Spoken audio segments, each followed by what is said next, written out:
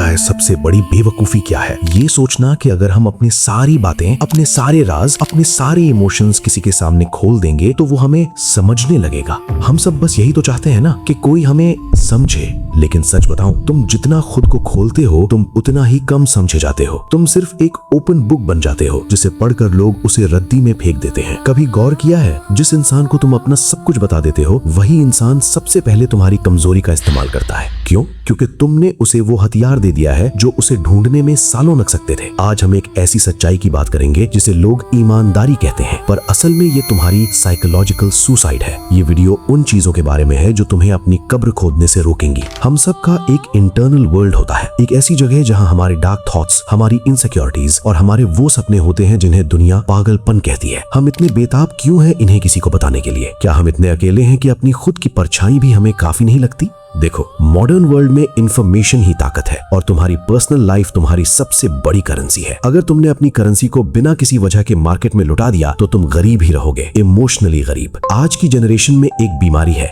Validation hunger. हमें लगता है कि अगर मैंने अपने पेन के बारे में नहीं बताया तो मेरी पेन रियल नहीं है, अगर मैंने अपनी खुशी नहीं दिखाई तो वो खुशी फेक है। ये जो हम हर छोटी बात शेयर करते हैं ना, यही हमारे पतन की शुरुआत है। तुम अपनी बातें किसी को क्यों बताते हो? दोस्त को, पार्टनर को, या बस हवा में शोर मचाने के लिए ताकि कोई तो तुम्हें नोटिस करे? जिस दिन तुमने ये समझ लिया कि तुम्हारी लाइफ की सबसे कीमती चीजें वो हैं जिनके बारे में किसी को कानों कान खबर नहीं है, उस दिन तुम अटैकेबल होना बंद कर दोगे। अभी इस वक्त अपनी छाती पर हाथ रखकर सोचो, क्या ऐसी कोई चीज है जो सिर्फ और सिर्फ तुम्हारी है, या तुमने सब कुछ शेयर करके खुद को खाली कर दिया है? हमारा अगला कदम उस जाल को देखना है जो हमने खुद अपने लिए बुना है, वो अच्छे इंसान बनने की कोशिश जो हमें अंदर से खोखला कर रही है। क्या तुम तैयार हो अपनी उन परतों को हटाने के लिए जिन्हें तुमने पर्सनैलिटी का नाम दे रखा है?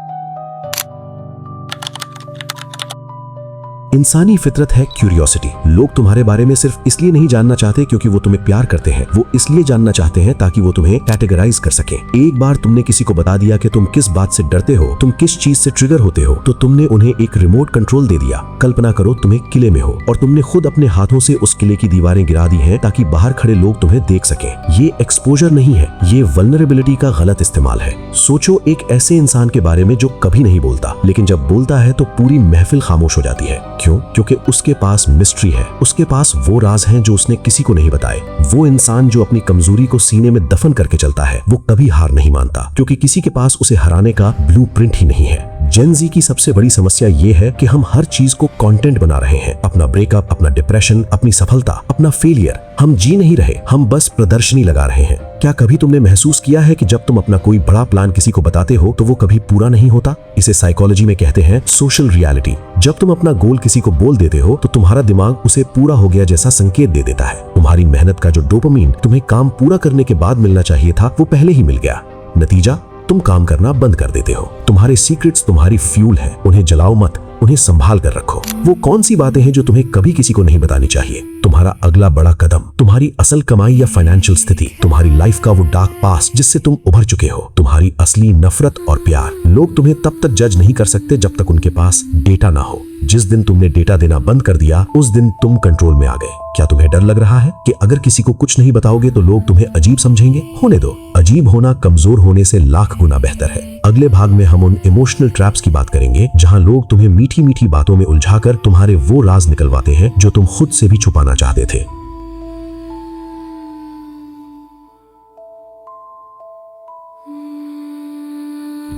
देखो, ये मत समझना कि लोग तुमसे सवाल बस बातचीत के लिए पूछते हैं। ये एक एक्सट्रैक्शन प्रोसेस है। सामने वाला इंसान एक माइनर की तरह है और तुम एक माइन। वो बस खोद रहा है। वो तुम्हें अपनी बातों में, अपनी मीठी हमदर्दी में ऐसे लपेटता है कि तुम्हें लगता है वाह, ये बंदा वाकई मुझे समझता है। यही तो सबसे बड़ा झूठ है। क्या तुमने कभी गौर किया है, जब तुम किसी के सामने बहुत ज्यादा इमोटिव हो जाते हो, बहुत ज्यादा रो लेते हो या अपनी लाइफ की रॉ सच्चाई बता देते हो, तो उस पल के बाद वो इंसान तुम्हें पहले जैसा रिस्पेक्ट नहीं देता। वो तुम्हें सिंपैथी की नजरों से देखने लगता है। और सिंपैथी का मतलब ही ये है कि तुम उससे नीचे हो। इसे कहते हैं द वल्नरेबिलिटी ट्रैप। मॉडर्न दुनिया में जो जितना स्ट्रॉन्ग दिखता है, लोग उसकी उतनी ही परवाह करते हैं। जो जितना ब्रोकन दिखता है, लोग उसे उतना ही इग्नोर करते हैं या फिर उसका इस्तेमाल करते हैं। एक सिचुएशन इमेजिन करो, तुम किसी दोस्त के पास गए, उसे अपनी लाइफ की सबसे बड़ी इनसिक्योरिटी बताई। उसने कंधे पर हाथ रखा भाई आई अंडरस्टैंड बोला, लेकिन क्या उसने सच में समझा या उसने बस तुम्हारी उस इनसिक्योरिटी को एक फाइल बना के अपने दिमाग के वीकनेस फोल्डर में डाल दिया? यही वो गेम है जो हर कोई खेल रहा है, इमोशनल एक्सप्लॉयटेशन। इसमें वैलिडेशन के नाम पर तुमसे तुम्हारा सेल्फ रिस्पेक्ट छीना जा रहा है। तुम्हें लगता है तुम खुल रहे हो, लेकिन तुम सिर्फ अपने कपड़े उतार रहे हो, एक ऐसी जगह पर जहां हर कोई शिकारी है। लोग अक्सर अपनी फेलियर्स के बारे में बताते हैं ताकि वो रिलेटेबल लगे, लेकिन क्या तुमने कभी देखा है बहुत ज्यादा रिलेटेबल होने वाले लोग कभी एलीट नहीं बनते, वो भीड़ का हिस्सा बन जाते हैं। अगर तुम चाहते हो कि लोग तुम्हें हाई वैल्यू दें, तो तुम्हें अपनी प्राइवेसी को एक बाउंड्री की तरह ट्रीट करना होगा, एक ऐसी बाउंड्री जिसके पार सिर्फ वही जा सकता है जिसे तुम परमिशन दो। और यकीन मानो 99% लोग उस लायक नहीं है। क्या तुमने कभी उन लोगों को देखा है जो बहुत मिस्टीरियस होते हैं? लोग उनके बारे में बातें करते हैं, लोग उन्हें जज करने की कोशिश करते हैं, लेकिन कर नहीं पाते। क्यों? क्योंकि उनके पास इन्फो नहीं है। अज्ञानता ही शक्ति है। Ignorance is not bliss, it is control. अगले पार्ट में हम डिकोड करेंगे कि कैसे अपनी लाइफ की सबसे बड़ी बातों को मास्क करना है बिना सोशली कट ऑफ हुए, कैसे एक हाई वैल्यू पर्सोना मेंटेन करना है जहां तुम प्रेजेंट भी रहो लेकिन फिर भी किसी की पहुंच से दूर।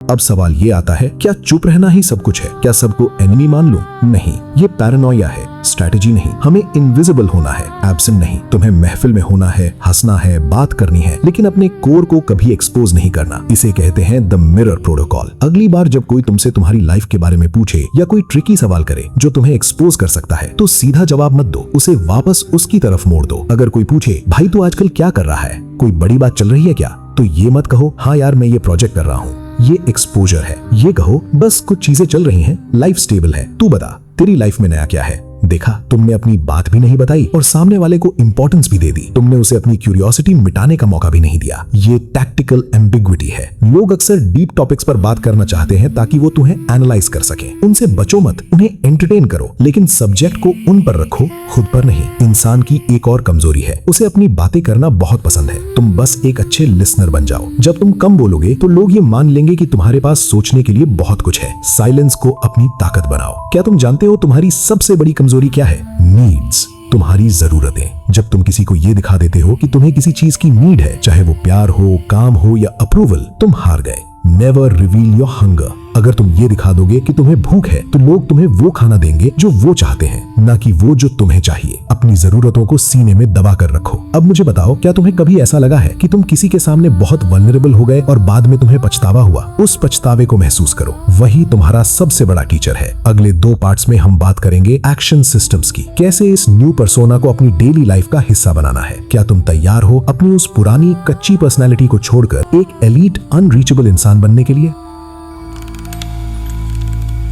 तुमने कभी सोचा है हम अपनी सबसे पर्सनल बातें अक्सर कब शेयर करते हैं? किसी क्रश के सामने, किसी ऐसे दोस्त के सामने जिसे हम इम्प्रेस करना चाहते हैं, या फिर तब जब हम बहुत ज्यादा नशे में होते हैं या बहुत ज्यादा दुखी। ये तुम्हारा ईगो है। तुम्हारा ईगो चाहता है कि तुम वैलिड हो। वो चाहता है कि कोई तुम्हारी पेन को एक्नॉलेज करे, और उसी 1 सेकंड के वैलिडेशन के लिए तुम अपनी पूरी मिस्टीक को खत्म कर देते हो। इसे द इंटेग्रिटी लीक कहते हैं। तुमने एक बिल्डिंग बनाई, मेहनत से अपनी प्राइवेसी की दीवारें खड़ी की, और एक रात की इमोशनल आउटबर्स्ट में तुमने सब गिरा दिया। अगले दिन जब तुम होश में आते हो तो तुम्हें सोशल हैंगओवर होता है। तुम्हें घिन आती है कि मैंने उसे ये क्यों बताया। इंसान की फितरत है सेल्फ सैबोटाज। हम अपनी प्राइवेसी को इसलिए भी तोड़ते हैं क्योंकि हमें अकेलापन बर्दाश्त नहीं होता। हमें लगता है कि अगर हमने अपने सीक्रेट्स शेयर नहीं किए तो सामने वाला हमारे पास नहीं रुकेगा। ये तुम्हारा सबसे बड़ा भ्रम है। जो इंसान तुम्हारी मिस्ट्री को हैंडल नहीं कर सकता, वो तुम्हारे ट्रूथ को कभी नहीं समझ पाएगा। जो तुम्हें तुम्हारी साइलेंस में पसंद नहीं कर सकता, वो तुम्हारे केओस में क्या ही साथ देगा। तुम खुद को अवेलेबल करके लोगों को इनविटेशन देते हो कि वे आओ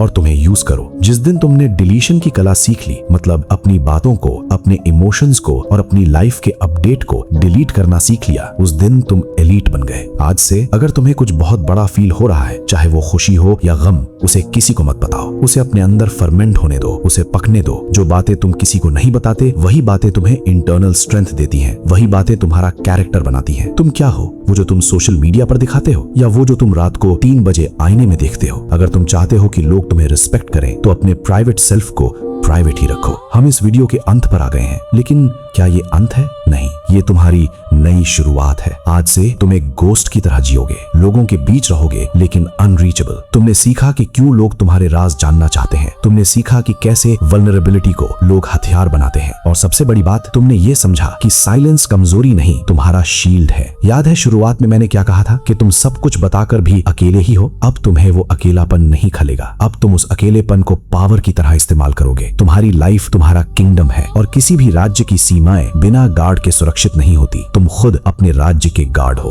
अपनी बातों को, अपने अगले कदम को, अपने डर को, सबको ताले में बंद कर दो। लोग तुमसे प्यार नहीं करेंगे अगर तुम अपनी वीकनेस दिखाओगे। लोग तुमसे तब ऑब्सेस्ड होंगे जब वो तुम्हें कभी पूरी तरह डिकोड नहीं कर पाएंगे। अब बाहर जाओ, किसी को कुछ मत बताओ। जो तुम्हारा है उसे सिर्फ तुम्हारा रहने दो, क्योंकि जिस दिन दुनिया को सब कुछ पता चल गया उस दिन तुम खत्म हो जाओगे।